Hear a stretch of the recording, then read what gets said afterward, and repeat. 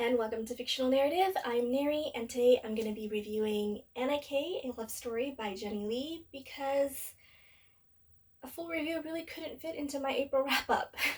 So I've been going through the Hercule Poirot series, and I needed a palette cleanser, but I regret this one. I rated it a 1 out of 5, and that 1 star goes to the one character that actually has any real development, Kimmy, and because Goodread requires that I rate it 1 star. So, I know a lot of people love this book. There's a lot of hype surrounding it. A sequel just came out. So, my rating it this low is pretty harsh, but let's talk about it. So, Anna K, A Love Story is a retelling of the classic Anna Karenina, which I have not read. So, the first half of this book is pretty slow, so I started Googling the original story, and reviews do say that it follows the original storyline pretty faithfully. So, considering the original is Russian lit, I understand why it's slow. In the original story, there is like a tragedy at the end, so I wanted to see if the author kept it in the modern retelling, or because it's modern, didn't include anything like that. So it was a reason to continue on with the story. At this point, I'm at the halfway mark and it's dragging. So, in terms of this modern retelling, the setting, the dialogue, the technology is as we know it today because this book was published in 2020. Anna K, her group of friends, her boyfriends, her second love interests, they all come from rich families. And in the book, it does explain this high society culture that they grew up in, where, the previous generation of women did marry men who were wealthy, who were the breadwinners, and they could live their life comfortably. But when the setup is Anna's 17, graduating high school, and Alexander is 19, just finished his first year of college, she's going to be waiting for him to actually graduate to provide for her. So they'll probably be living off their parents' money for a while. I just don't see what the stakes are. They really haven't cemented in for me with that kind of setup. So Anna can't leave Alexander, even though in like portions of the book she's kind of like bored with him. But she thinks, oh, she doesn't really have a reason to, and how would that look? Alexander is nicknamed the Greenwich OG, which to be honest in the book didn't feel like I saw an example of how he earned that kind of nickname, to the point where there's this 19-year-old that has so much respect and goes about unchallenged. Even parents know him by this nickname. Maybe I missed it, maybe it just wasn't memorable. It just seems like it was a modern term thrown in to be cool without any backings. And in the original story of Anna Karenina, I understand why that might be something that could pass, because you have things like classes and you have things like titles. Here, it didn't really work for me. It didn't really click in my head. The character of Alexander really wasn't fleshed out to the point where I understood where that came from. Unlike, say, Stephen, Anna's brother, who has done things that make him seem unreliable, therefore he's treated as someone who is unreliable. The Greenwich OG thing kind of felt thrown in. And speaking of the stakes previously, I feel like if, I guess, they were of college age, this would make more sense, where Anna's relationship might be a little bit more serious because she's of college age. Alexander is out of college, he's starting his career or something like that. It's a little more serious in terms of the stakes of why she should stay with him, why she should leave him.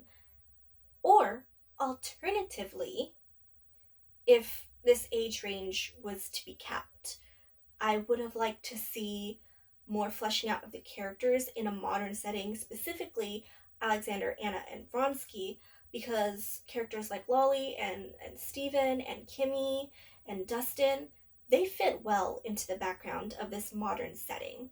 On top of which, I felt I wasn't really given enough to fully understand the characters of Count Vronsky and Anna. There were cute little things here and there. Yes, I understand their personalities. I don't understand their motivations. The issues with the stakes, the fact that I don't feel like I understand these characters as well as I think I should. makes it really hard to believe in the romance that is blossoming. But there are also some things that are a little inconsistent, in my opinion. And again, only my opinion. For example, Count Vronsky is 16, Anna is 17, but sometimes Vronsky talks like he's 20.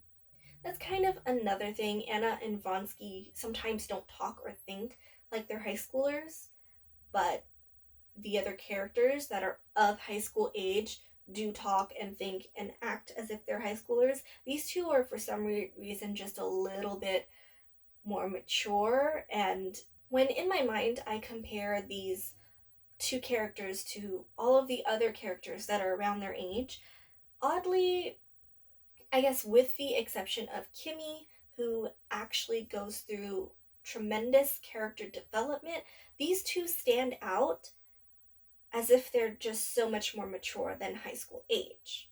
So, does the story have a tragedy?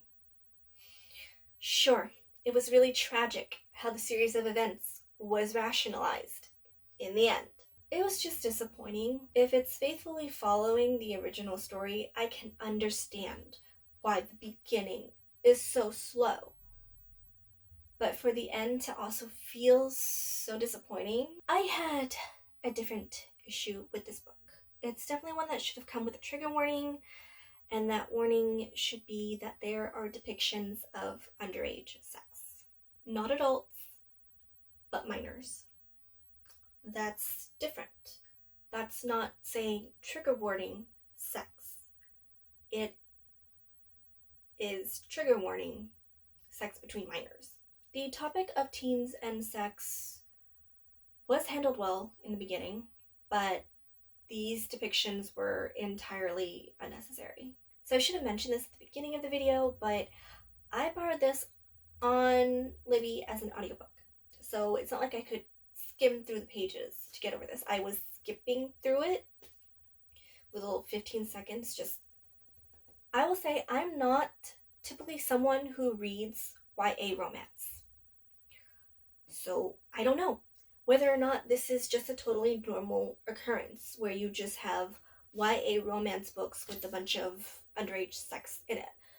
Where it's like, you're not hinting or saying in retrospect, this is something that happened, You're showing it. But it is ironic to me, the series of events in the book, that these scenes were still put in a book and published and distributed. To be honest, I was kind of caught blindsided and I was triggered for days. I kind of kept telling myself, like, there are a lot of people who love this book. There are a lot of reviewers. They probably saw or heard the same things that I heard, and they were fine with it. So, really, it may just be a genre thing. Like, this just happens within this genre all the time. And typically, I don't like to DNF books, like, on purpose.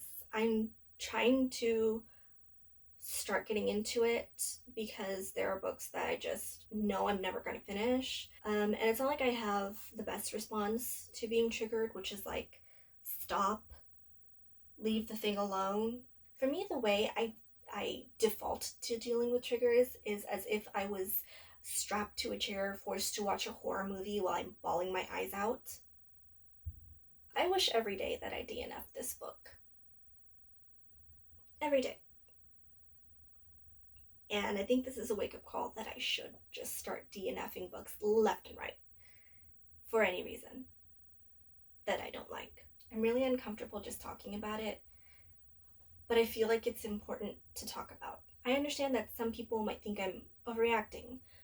There are teens out there who have sex. But again, it is a different thing to say that it happened versus showing what happened. And if you're okay with it, you understand your comfort level, and I just want to put the information out there so nobody else is blindsided like I was. I think that's very important because regardless of my opinion, this book and this content, even if it was retracted, where they removed these scenes, it was already published in multiple mediums. There's always going to be some version of it out there forever. Also, as far as I know, in the original story, Anna Karenina was in her 20s, or estimated to be in her 20s. So I'm not quite sure if it was necessary to lower the age range, but not my book. I guess maybe drama feels like it's so much worse when it's in high school, but we don't actually get to see the characters in high school very often. More often than not, we see that they can afford to go where they want and do what they want. At this point, I'm a small channel, so I don't think this review will get me into any kind of hot water. Anna K recently had a sequel that came out, and there have been talks about a show. So it's wildly successful. There are a lot of people who love it, and if you enjoyed this book, I'm not here to ruin your enjoyment.